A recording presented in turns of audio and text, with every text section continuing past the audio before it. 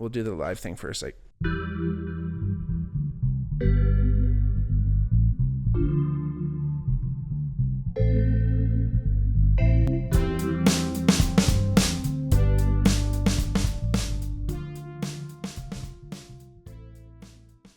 Hey everybody, welcome back to the Bigmark podcast. It's me, your host, Bigmark.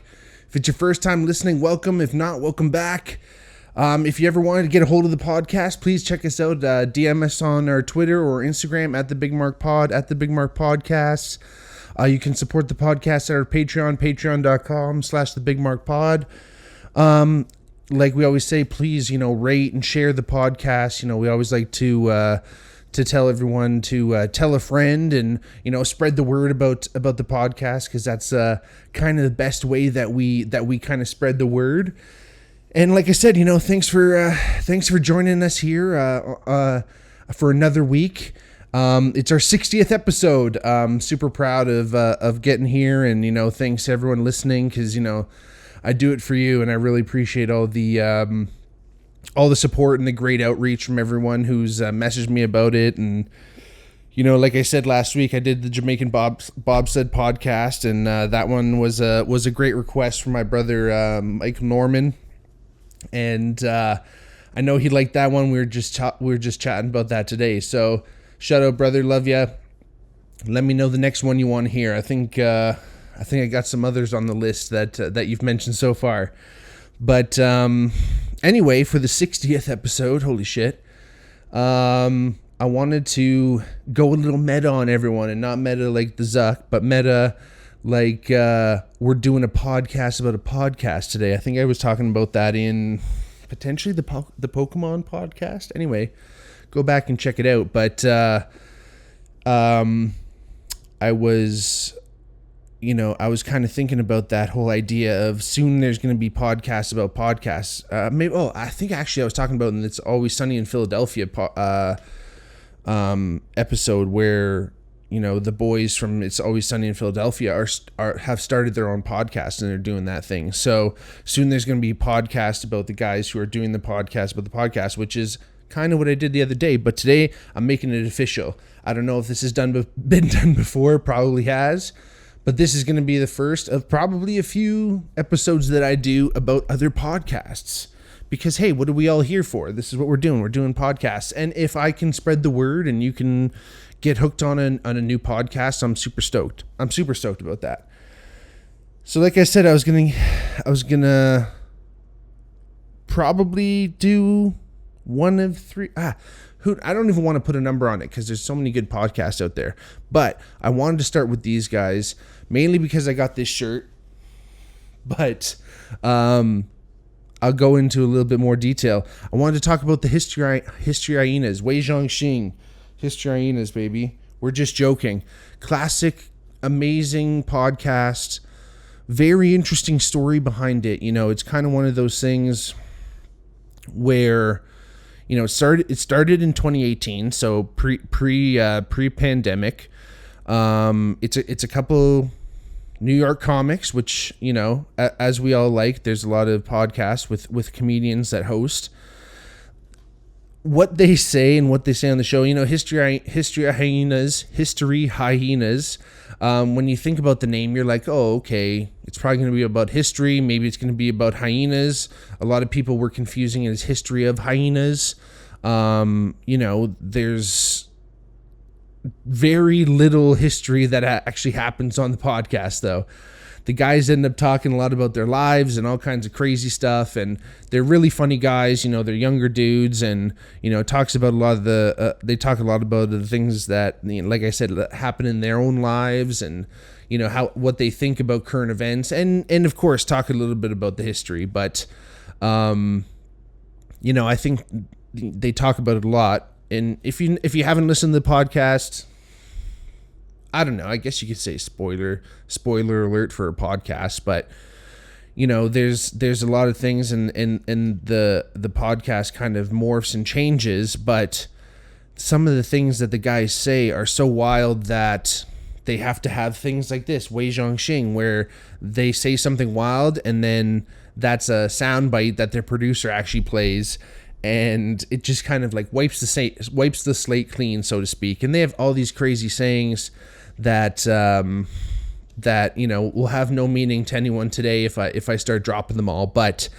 if you have listened to the podcast, you'll get them. And if they do come out, eventually, if you can jump into the podcast at any time if you're going to watch History Hyenas, but it is important to kind of start from the beginning, because they come up with all these sayings and all these different things that by the time you're deep into the podcast, you have no idea what the hell they're talking about. And again, this wildness and with these kind of like, I don't even know how you would call that device, like a, cleansing device, so to speak, palate cleanser.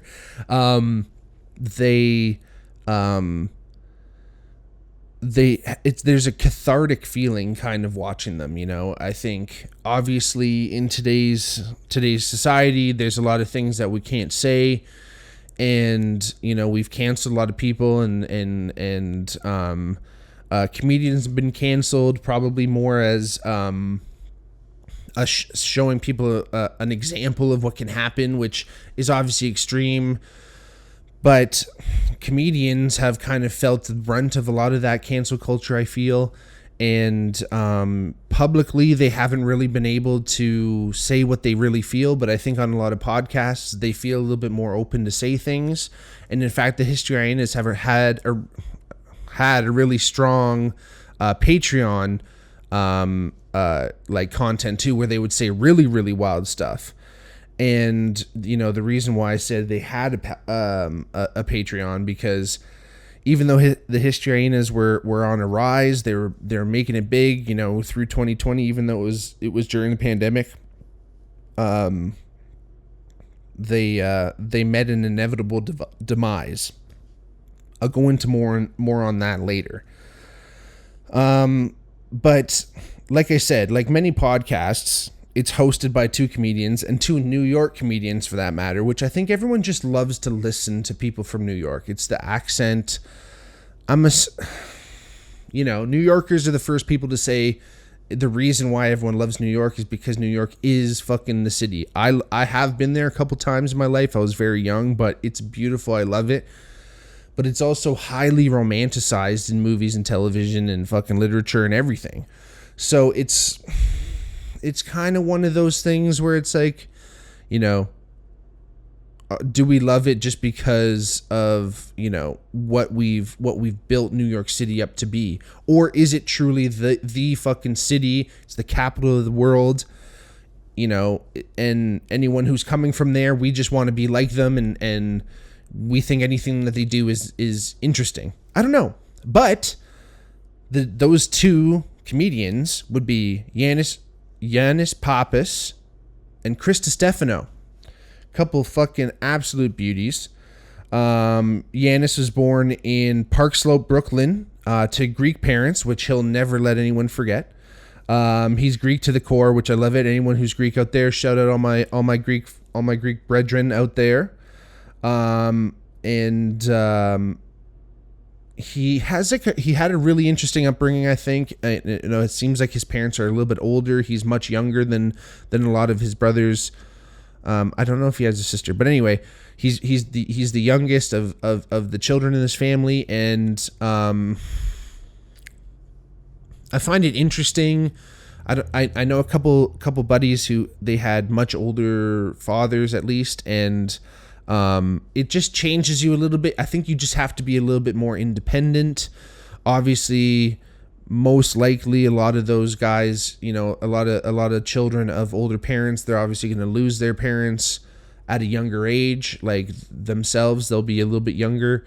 So there's all that to deal with. And then you don't necessarily get to do all like the playing and the catching and all the athletic stuff. And then even when you're like, shout out Theo Vaughn, I think his dad was 70 when he was born.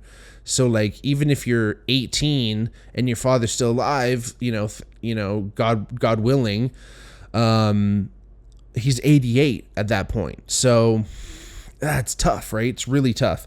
But anyway, and Yannis's, one of Yannis's brothers actually, had a brain injury, and Yannis spent a lot of time. I want to call him Yannis. I've heard of Yannis. Anyway, I'm going to call him Yannis. And Yannis grew up having to kind of care for his brother too. So he always says he didn't really have a childhood. So it's interesting. I mean, the backstories of any comedian is always fascinating. His mom was a lawyer, and she was actually originally from the island of Crete in Greece, and his dad was part of the Greek military. And he attended American University in Washington, D.C. Also, Brian Callen's alma mater. Shout out Callen from 10 Minute Podcast. Yannis started stand up in 2000. I think he was about 21 at that point when he started. Right before actually getting shot during an armed robbery. So he got shot in the leg, unfortunately, and then had to like recoup for a bit. So it took him out of the game for the comedy game, at least for a couple of years. Then he got back into it when he was working with his buddy, and they created a web series. And he had a really popular internet character called Marisa, where he was a transgender character. Actually, his name was Maurice, and turned into Marisa, and it's just like a wild Puerto Rican guy.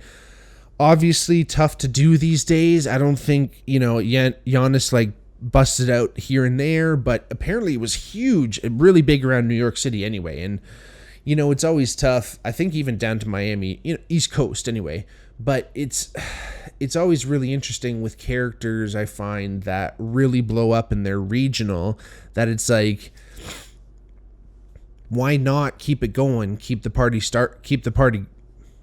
rocking, get the bills flowing, but you can only keep going to the same crowd. I guess it might reach a tipping point, but again, you never know. It's like, it's Vegas, right? Like, some people play that circuit forever. I don't know. Anyway, Yannis hosted a few other shows on like MTV and stuff like that, and he actually hosted a show with Chris Distefano on like the New York, like what the hell is it, Madison Square Garden network, like MSG, I guess, has like a sports network that Chris and Yannis actually had a show on together, which is I'm assuming where they obviously started getting close. And then also during 9/11, Yannis worked as a social worker as a part of the relief effort, which is really interesting. And then that brings us to Chrissy Distefano. So, I mean, obviously no one wants to take sides, no one wants to play favorites, but everyone's kind of got a favorite host, whether it's 2 people, whether it's 5 people. But I really like Chrissy. I don't know. I think both these guys, I feel a little bit akin to, just, again, maybe it's that romanticized feeling of New York, but honestly, the East Coast, like, I know not necessarily the Maritimes, East Coast of Canada, but kind of like, just like that East Coast vibe really does kind of travel up into Ontario. And honestly, being from Hamilton, being from kind of a tougher town, there's a kinship to at least like Brooklyn and Queens and these smaller borough places, not obviously to Manhattan, but again, there's kind of that vibe where I don't know, it's the buildings, it's the weather, that's for fucking sure. There's just a similar attitude a little bit. Obviously, we're Canadians, so we're fucking not even close to being like, as like straightforward as some Americans can be. But,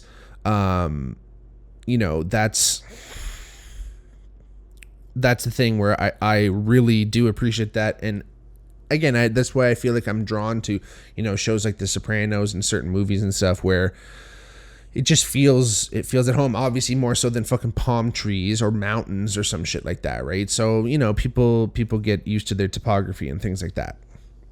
So Chrissy Distefano, classic Ridgewood, Queens kid, mostly German, if you ask him, but Irish, Italian, German, just like that kind of like immigrant mix, which again is super classic. Like, I went to school with fucking mad guys like this, right? So, it's hilarious. It just feels close to home. He's a Catholic fucking kid, went to Catholic elementary school, high school, went to Catholic college. So like the kid is just ingrained. And it feels like, I mentioned in that Joey Diaz podcast too, I feel like I know these guys because it's just like they're like all the people I grew up with all mixed into one, which is hilarious. Like I said, he attended St. Joseph College in Brooklyn, and he studied physiotherapy and played basketball there. He was actually a really, really good basketball player. He's in his college's Hall of Fame, and he was a top scorer in D3 in when he was playing. Apparently, it was like him and JJ Redick back in the day, which is fucking jokes. And he actually practiced pediatric physiotherapy until 2013, and after which he started doing comedy full time. He hosted Guy Code on MTV, Ultimate Beastmaster, and a CBS pilot with Chaz Palminteri. Also had a show on True TV, which have all been canceled. But he's Chrissy Almost. He's Chrissy Pilots. He's Chrissy Everything. He's Chrissy Chaos. He's Chrissy Nicknames. That's his whole fucking thing. It's so hilarious, the fucking nicknames that he comes up with. And, there's an endearing quality about him. I don't know. He's kind of a lovable idiot type character. But, obviously the guy's a fucking doctorate in physical therapy. So he's not an idiot. I think, again, I think he plays dumb a little bit because, honestly, if we're looking at things from a real point, if you play dumb, a lot of people will reveal themselves in front of you because it's a false sense of security, so to speak. Not to say that Chrissy's fucking master manipulator or anything, but again, I think that whole idea that, quiet people or silly or goofy people are unintelligent, I think is a big mistake. Anyway, so Chrissy also has 2 kids with his girlfriend, Jasmine, who has been referenced on the podcast countless times, on History Hyenas especially.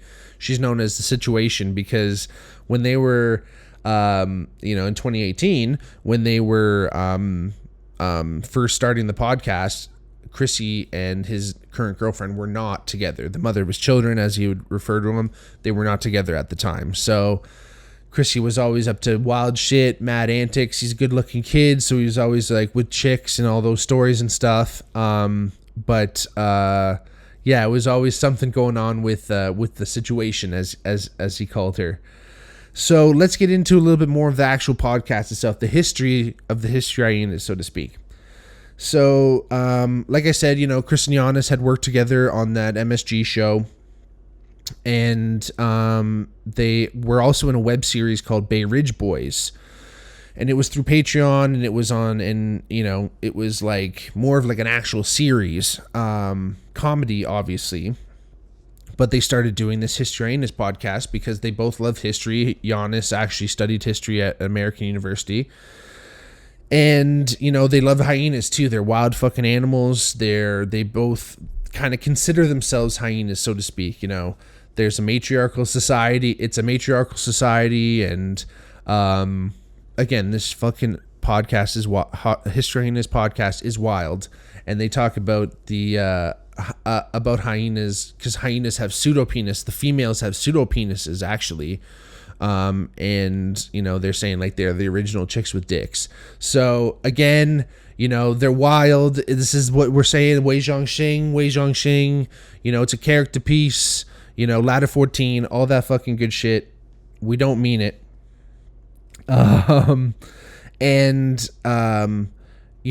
Again, it's not much history, but it's all hyena, like I say. And again, I think the wildness, the hyena aspect, so to speak, of the podcast, I think it is something that people enjoyed and people respected and were interested in because, again, going through the pandemic and going through COVID and shit, I mean, if we didn't realize that there's bigger issues out there than a lot of identity politics that are going on today and a lot of fucking bullshit that is kind of,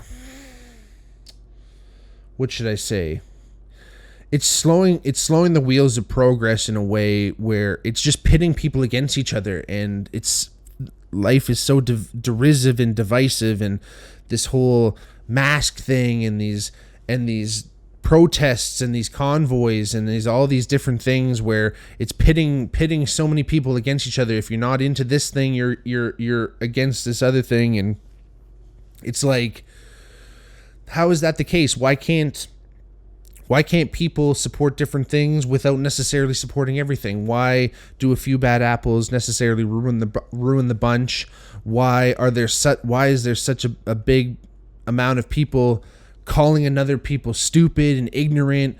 Both sides saying the same things to each other, and politicians are just trying to placate us and serve us platitudes and just say, everything's going to be okay, and, we just got to grin and bear it and all this stuff. I think, people have heard that for too long, and this podcast was kind of giving people away that, again, I don't think any of this stuff was ever meant to harm anyone, and it was always in jest. And of course, a lot of the wild shit they said were about historical figures that aren't even fucking alive anymore. But I think when we cross into the boundary of silencing comics and censoring comics and removing comedians' ability to voice what they really feel, I think we're getting into really dangerous tyrannical territory.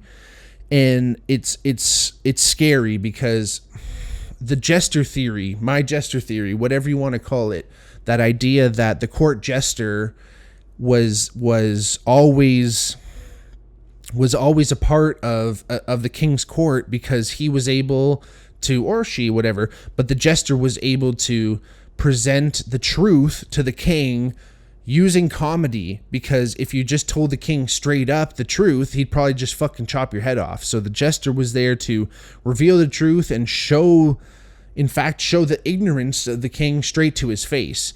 And if the king was smart enough, he'd see that and be like, oh shit. So in fact, the jester sometimes was one of the most trusted confidants in the court, because again, they were able to present these ideas to the king and therefore the kingdom in a comedic fashion, and kind of wrap the truth in this comedy where it's a little bit of an easier pill to swallow, so to speak. And the king that ignores the jester becomes the tyrant. And I think what's happening is, comedy, there's aspects of comedy that, and I've mentioned this before in my stand-up, in the podcast where I talk about stand-up a little bit, but the thing about comedy is that there are aspects of it that are, I guess, subjectively offensive, but the idea that it is meant to harm anyone can be removed. Like, for instance, like a roast, where you're essentially honoring a guest, but instead of just telling all the good things, you're talking about all the bad stuff, and then you always usually end the roast with like, oh, we're just joking, we love you, Wei Zhongxing. But again, I think that whole idea of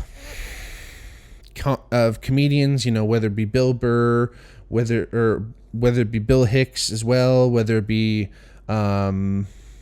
Richard Pryor or any of the great comedians that were able to bring more of an idea forward than just pure dick jokes. There's that whole idea of, like I mentioned, especially in the Bill Hicks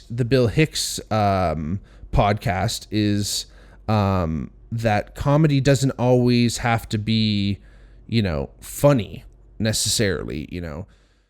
The whole idea about the jester that I'm talking about is that, not all comedy is going to be that kind of funny thing. And, like I mentioned, Bill Hicks and George Carlin and all those greats are, were able to give us these ideas and present us these things that, maybe we've never even thought of. And, like I mentioned before, when you laugh, sometimes that's your brain making a new connection, right? So again, this is the one of the most important aspects of comedy. Yes, there's parts of comedy where a guy can fucking slip on a banana peel and fall on the ground and make a funny noise, and it's funny. There's nothing wrong with that. But at the same time, if we're able to disseminate ideas and give people these hard mental pills and these hard idea pills to swallow, then, you know, and sugarcoat them a little bit with comedy, then all the power to it. And I think, again, there's also this whole aspect of some comedians just say shit that we're thinking, but no one would ever say, and they either have the absolute audacity or the absolute bravery to say it, right? So being able to take away the voice of those comedians is very concerning too, because again, not everyone has the courage and boldness, so to speak, to actually say sometimes the things that everyone's thinking, and that can be so fucking hilarious. So it's also reassuring. It also is, like I said, it's cathartic. It's all these different things all mixed up into one, and I think that's why we still continue to love comedians and stand-up comics. It is interesting that the podcast existed the way it did in the new kind of politically correct culture. I think, again, this is what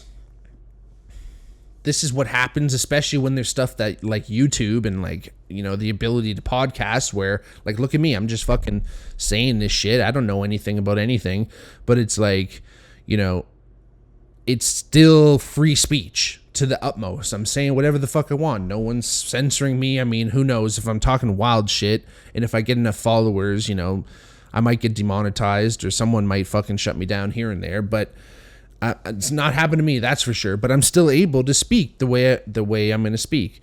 And, you know, I think when, you know, again, there's comedians and people getting canceled and all this stuff, is an extreme approach, and extreme methods usually have extreme consequences, or, you know, people are going to go to the extreme to avoid being canceled, or they're going to fucking rail against it essentially, and that there'll be extreme pushback where, you know, they're going to say even crazier shit and go extra wild.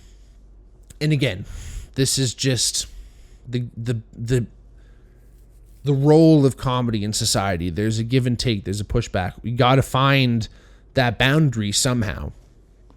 So anyway, obviously I can't go into every episode. I can't go into every nitty gritty little thing that they fucking talk about. I think it's amazing. I think what they talk about is huge, and it's wild, and, you know, some of the stuff is going to make you clutch your pearls, but it is hilarious, and like I said, it's endearing. You learn to love these guys. And, you know, like I said, I can't go into every episode, but I kind of want to just mention a few top episodes that I really enjoy, and maybe a place to start. I think one of the best starting points, if you're ever going to watch the podcast, or listen to it, I should say, is the Battle of Crete episode. They all call them, like, all the ends of all the podcasts was wild. So the Battle of Crete was wild is the title of the episode. And the reason why I say I think you should start with that one, Yannis' mother was actually from Crete, so she went through a lot of these. The Battle of Crete's about the invasion of Crete by the German army during World War II. And Yannis' mother was actually a young girl in Crete during that time. So Yannis has a lot of information about it. Really interesting episode, and it's wild, but I think Yannis does a bit of a better job staying on the history, just because he has a lot to say. So he kind of sticks on the history a little bit more. One of the other wild episodes is Pearl Harbor was wild. That's one where there's not so much history there, and they kind of go off. Amazing. The Summer of 77 was wild episode. Unreal.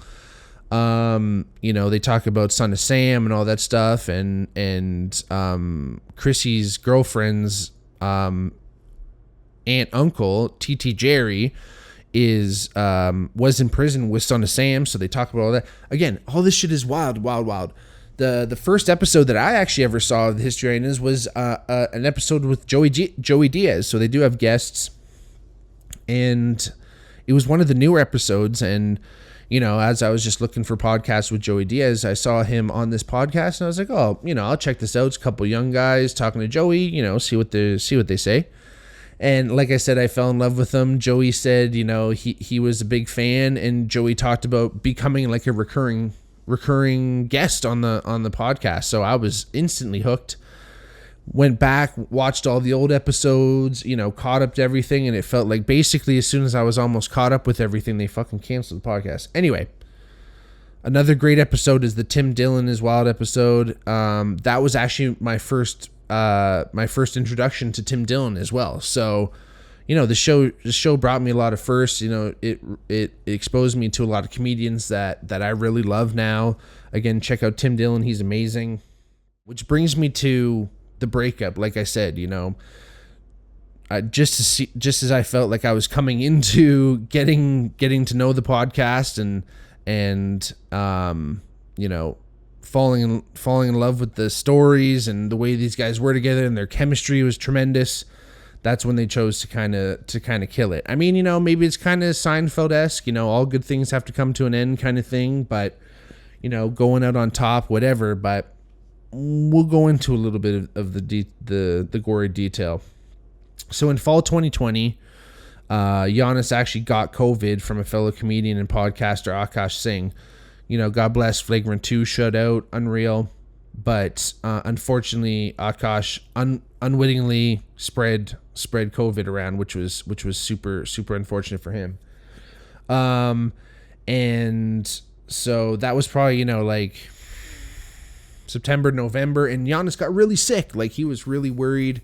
He had just had a daughter, and she was 3 weeks old. He was cooped up. He was kind of quarantined he was 100% quarantined in his apartment in New York and away from his family, and he kind of was just going a little bit cuckoo, which I can't blame him. He was very sick. Kind of sounded like he got the GI version, and he was really laid up. And kind of unfortunate timing wise, on December 1st, Chris's new podcast, Hey Babe, with Sal Vulcano, shout out Hey Babe, aired. Chris also signed a TV deal around this point, and obviously not super cool. And then by March 2021, Chris and Yanni made an announcement that they were amicably ending the podcast. Obviously raising a lot of questions of what happened. When I look back, and I've rewatched the podcast since, just kind of preparing for this podcast too, but you could kind of see that the wheels were coming off maybe a month or two before they actually made the announcement. Like I said, Yanni came back from being really sick, and he was kind of off because of that, and I think he was kind of hurt about what Chris had done. And Sal Volcanoes are really, really popular, obviously being on the oh my god, what the hell, the Impractical Jokers. He's a super popular guy, so I mean, not blaming anyone. I can kind of see how Yannis felt seeing Chris do all this stuff, but like I said, all this, it was presented to the fans of the History Hyenas, the matriarchy as we're called. It was presented to us as, this is amicable, this is the way it goes. They just are moving on to new things. But after a couple weeks after the podcast had ended, Yanni actually went on Bobby Lee's podcast, Tiger Belly, which is a great podcast. Shout out Bobby Lee. And Bobby tried to essentially instigate the beef with Yannis and Chris. Chris, and in the way that they were talking, and again, it kind of maybe was Bobby, and it really seemed like it was Bobby really fucking stirring the pot. But it kind of seemed that Yannis was unaware that Chris actually started the podcast with Sal. And obviously that would fucking kill you if you didn't know. Which I don't think is actually the case, but you know, if Yanni felt that, or if that's what Yanni thought the case was, like, fuck, man, like, brutal. And essentially, Yannis just wanted to focus solely on History Hyenas. They were doing really well. He just wanted that to be the whole thing. So a couple weeks after that, Chris actually went on Tiger Belly to essentially defend himself. He was kind of scheduled to go on anyway. But Chris was able to kind of talk about his side of the story. And, you know, he essentially said that Chris himself wanted to, you know, branch out and do other things because, you know, he's young, he's got family, he's got 2 young kids. You know, why not fucking branch out? Because you can. Like, you don't have to put all your eggs in one basket. But I think Yannis really wanted to do that. I mean, Chris was getting these opportunities, so why wouldn't you seize them? And in fact, Chris saw it as, if he does better and becomes, you know, more popular, it's only going to make History Hyenas more popular too. So, I don't know, right? Chris still thinks that it was amicable. I think Baba was just being a shit disturber, but I think this whole thing just brings us to the paradox of working with friends. I think we all really want to work with friends. I think it's a great idea. I think it's nice to want to be around the people that you want to work with and that you have to work with. And, but you know, whether it's starting a business or starting a project or starting any kind of venture, it's always tough to do it with your friends, because if something happens, if there's, you know, some type of, I don't know, like, there's not an overlap in work ethic, or you know, someone makes a mistake here or there, it's tough to, you know, have those hard conversations. You know, it can work out, don't get me wrong, there's ways that it can work out, it just takes extra effort. But the problem is, sometimes when a working relationship ends, it can end a friendship too, right? So again, in this case, it seemed like Chris wanted to branch out and do stuff, and Yanni wanted to put all their eggs in the History Hyenas basket, so to speak. So it's always tough, man. Like, you know, I think if you're a good person, you're probably going to make friends at work anyway. But then there's the other thing there too, is that then your work friends, and maybe they move on to something else, and it's hard to keep that connection, or, you know, whatever it is. It's always tough. Like I said, it's always just tough working with friends, and it just takes that extra effort, and you always have to be really, really conscious of each other's feelings and everything too. And I think Yanni got really spooked about COVID, and, you know, Chrissy was just living his life and doing his thing. And I think Chris and Yanni just felt that Chrissy was going on without him, and it's sad, and it happens. And I hope that they come back together. They haven't done anything since. It's really sad, but it just makes the whole story of the History Hyenas all that much more interesting, right? It's kind of like, you know, becomes this kind of ephemeral thing where, you know, it's only about 3 years of this wild content. And like I said, go check it out. It's not that much. It's only 3 years, but it's 3 years of absolutely wild hyena-esque amazingness. So go out there, go check it out. You can watch all the episodes on YouTube, and I'm sure that they got them on Spotify and all that other shit. And while you're at it, you know, tell your friends about the Bigmark podcast, and spread this episode around. Tell your friends about our podcast. Tell them about History Hyenas. Chrissy D has a new podcast, Chrissy Chaos. Like I said, Hey Babe too. And Yannis Pappas has Yanni Long Days. So go check out those podcasts. They're super great. A little bit of a different vibe, obviously, on each one, but again, super cool. I think, again, you're going to hear a little bit more about these podcasts, right? Because you're listening to a podcast right now, so I'm assuming you're interested in podcasts, and, you know, there's so much out there. If there's any podcasts you guys like to hear, please hit me up on Twitter or Instagram at the Bigmark Podcast, at the Bigmark Pod. You can support the podcast at our Patreon, patreon.com/thebigmarkpod. We don't have any t-shirts or anything yet, but I don't know where any of this money went, because if those guys aren't together, because I bought this shirt well after they broke up. But anyway, Ladder 14. It's a character piece. Tell your friends, rate, subscribe, hit that bell. Make sure you get the notifications. Tell your friends. If you tell one friend, we'll double the podcast overnight. Thanks for listening. We love you all. Wei Zhongxing, Wei Zhongxing. We'll see you soon. Peace.